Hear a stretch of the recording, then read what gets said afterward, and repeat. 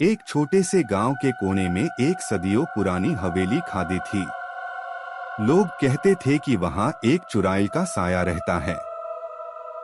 दिन के वक्त भी हवेली अंधेरी लगती थी और रात को वहां से चीखों की आवाज आती थी। रमेश एक जावा लड़का, हमेशा से एडवेंचरस था। उसने सुना था कि हवेली में कोई जाता ही नहीं और जो गया वापस नहीं आया। दोस्तों ने यूज डेयर दिया, अगर तू असली मर्द है तो एक रात हवेली में गुजरना। रमेश ने चैलेंज एक्सेप्ट कर लिया। रात के 12 बजते ही टॉर्च लेकर वो हवेली के अंदर घुस गया। दरवाजा खुलता ही एक ठंडी हवा का झोंका उसके चेहरे से टकराया। दीवार पर पुरानी पेंटिंग्स, जिसमें इंसान के चेहरे आधे धुंधले और आधे जले हुए नजर आ रहे थे। वो धीरे धीरे आगे बढ़ रहा था।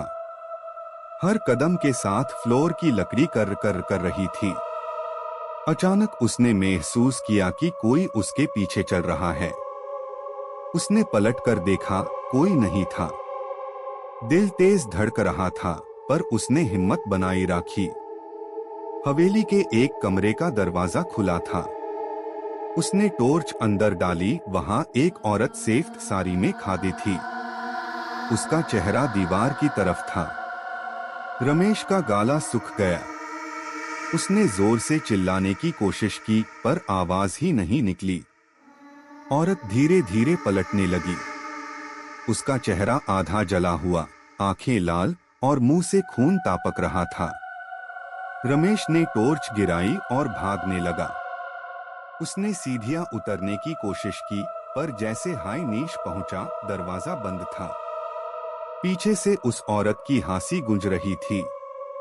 तुमने मुझे जगाया है, अब तुम यही रहोगे। अचानक हवेली के सारे दरवाजे अपने आप बंद हो गए।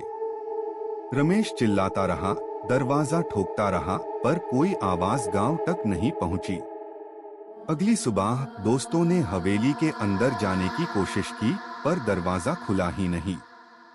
तब से आज तक लोग कहते हैं, जब रात को हवेली के पास जाओ तो एक लड़के की चीख सुनाई देती है, और वो लड़का है रमेश।